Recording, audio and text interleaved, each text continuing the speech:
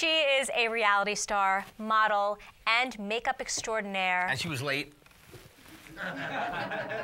Love Majewski, everybody. Yes.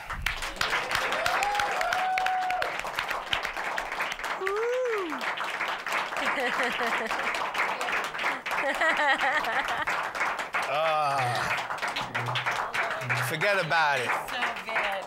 He told me to cover up. Was this all right? Hi, how are you doing?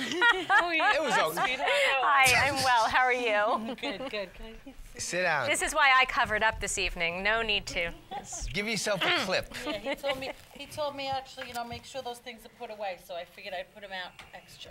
Yeah. Well, he made me come out, so he deserved it. That's right. He needs a couple of smacks. You don't beat him enough. That's your problem. My mother beat me enough when I was a kid. What do you want? I don't buy it. I don't buy it. You want to turn me into the next Al Capone? I don't buy it. I don't believe she beat you at all. You're so naughty. Oh, with the things I would have done to you. My mother had a bucket of wooden spoons. Anytime she broke one over my face. My mother used to break them over the knuckles, you know, and that was the end of that.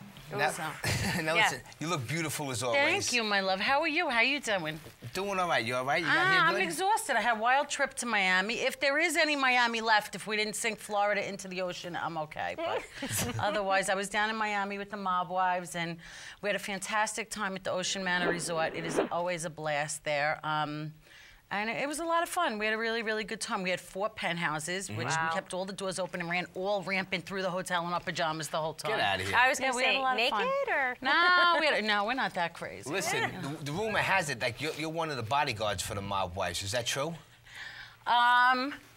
Well, you see, let me put it to you this way. We grew up together since we're 13 years old, so we're best friends.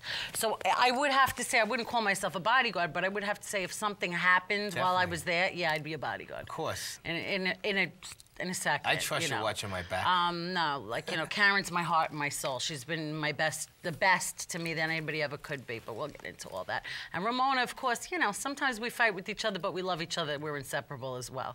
You know, so that's that story. Small world. So what's going on with you? I was confused because I know you have your other big studio. I thought I was going to that studio, what, so I called Ramona and I said, "Come to that studio." She was going to meet me by your house. What do you think? I don't know what goes on. I wish I had a television station in my backyard. I don't know.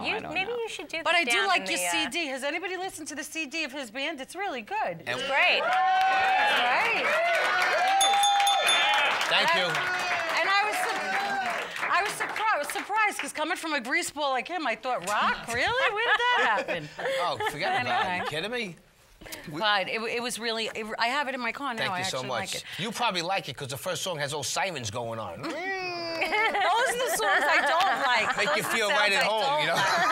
Those sounds I don't like. That's not the sounds You know what? I like. When I gave it to somebody once, they thought they were getting pulled over. They seriously did. They put it on. They were like, and they looked behind them and they told me, I thought I was getting pulled over by the cops. Well, you know, believe it or not, from my childhood, I have a thing for old gangster movies. So I, you know, like 20s, like you're talking about James Cagney and Edward G. Robinson. Yeah. Those are my favorite. Yeah. I have 2 French bulldogs, and I swear that if they spoke, that's what they would sound like. James Cagney and Edward G. Robinson. Now listen, you're quite the entrepreneur. How did all of this craziness in your life start? Okay. Well, where should we start from? Well, I will begin like You only got 10 minutes. Yeah, I only got 10 minutes. Well, now it's 7. All right. So I started. We'll give a couple more. At age 14 years old. I met Chris Paciello and Ray Marol. I met a year later.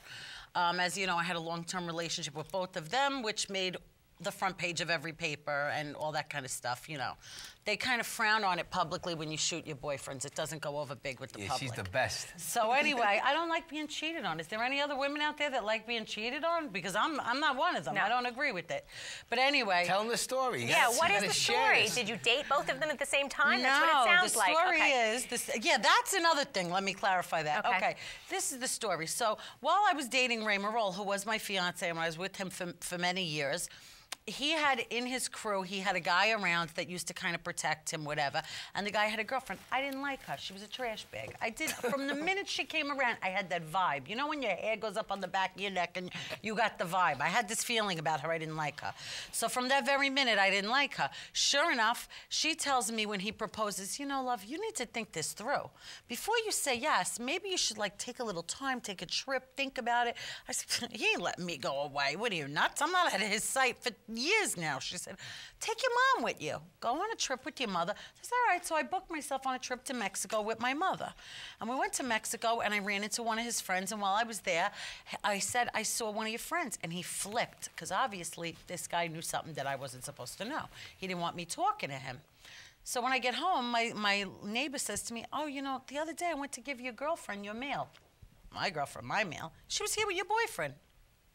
My girlfriend was here with my boyfriend? Wait, what did you just say? So what happened from there was he denies it, of course, and she comes right out and says, love, don't take it personal. It's the money. She says, you're young, you're gorgeous, you're funny, you're entertaining, people like you. She said, I'm old. You're 17, I'm 31. She said, I'm never going to find a guy like this. So if the right thing for you to do is to step back and let me have him, it's not personal. I said, oh, you thought it's not personal. Then I saw them together, and he thought he was cute. I was actually with Karen Gravano, and we were at Film Wars on karaoke night, which everybody remembers in the 80s. It was actually 1993. And he went like this, and he flicked my engagement ring at me that he had it made into a pinky ring while he was sitting with her. And the waitress came over and said, Ray wants you to leave. And I said, okay, can you give him a message for me?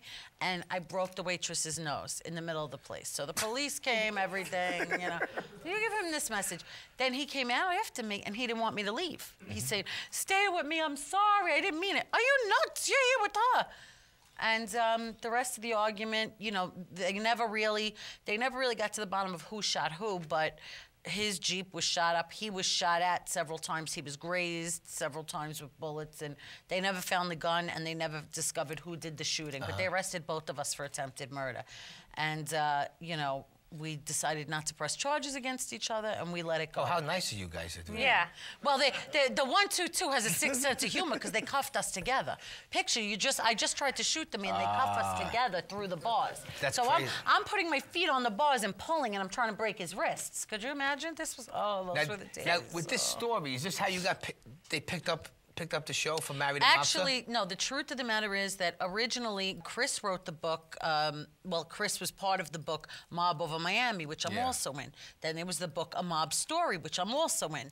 Then they started to write another book. So all these people kept contacting me, and for 18 years, I refused any type of discussion regarding any of these things. When they gave me the option, they wanted me to testify, and they said, what you can do is you can either die, testify, or leave the country. And I said, well, where can I go? And they said, the only places that don't have an extradition act for the United States are Israel and Mexico. I'm not Jewish, and I don't speak Spanish. So I said, eeny, meeny, miny, moe, and I picked Israel. And within 48 hours, I was in Israel. And that's how I got the nickname The Nut, because they all said, she is crazy, like any other girl would have rolled. You know, so that's kind of how that story came, and people started approaching me with book offers and TV shows and things like that. So I did. I married a mobster, which is a drop of my story about Ray Marol, which that's really only what was in the New York Times and in the New Yorker. And then I did Deadly Sins, which is about a little bit about me and Chris Paciello. And now I have 3 new projects coming out, which I cannot discuss, but Johnny knows. There's a lot of excitement, so keep your eyes on me, baby. All right, well, There's a lot of we'll excitement. have to have you back for that, then. There is a lot of I'll definitely come back anytime. But But next time, I want to spank Johnny. You can spank him now. Oh, as long as you guys don't mind. Michelle, I get to give Johnny a spanking. Is his girlfriend here? Because I love her. I would never, but she'll probably tell me to do it anyway. She'd probably be like, yeah, get the belt, get the belt. He's so naughty. But before you go, I want to touch on your makeup line. Oh, absolutely. Yes. Because this is I think all the This women is out there. a big accomplishment, right It here. really Thank is. you. Thank you. Am I saying it right? Veritas. Veritas. See, I was going to say it wrong. Veritas is actually, it's a Latin word, and it is the word for truth and beauty. Veritas is the Roman goddess of beauty, truth and beauty. And basically, for years, I was a makeup artist, and as you ladies know, you pick up this eyeliner and you're working with it, and you're like, damn, I wish it stayed on better, or I wish it didn't do this. So I just started making lists of all those little things that I hated. and I created an idea for a line, and basically all on my own with no benefactors, no investors, no nothing. I started my own company, and I designed all my own products, and with the help of, I have a few good friends and people that were important to me that helped me. Shout out to Joe Eisenberg, Vladimir Kubenka, that were really good friends to me, that stood by me when things were rough, because as you know, when you first start, it's rough.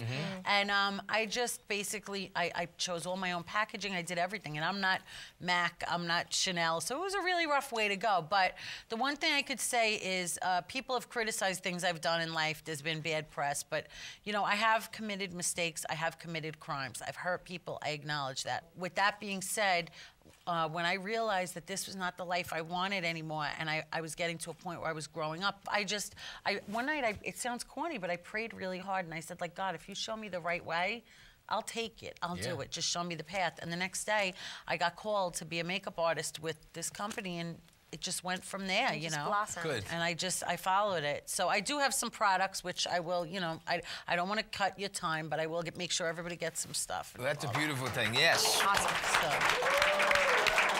Now listen, that's it.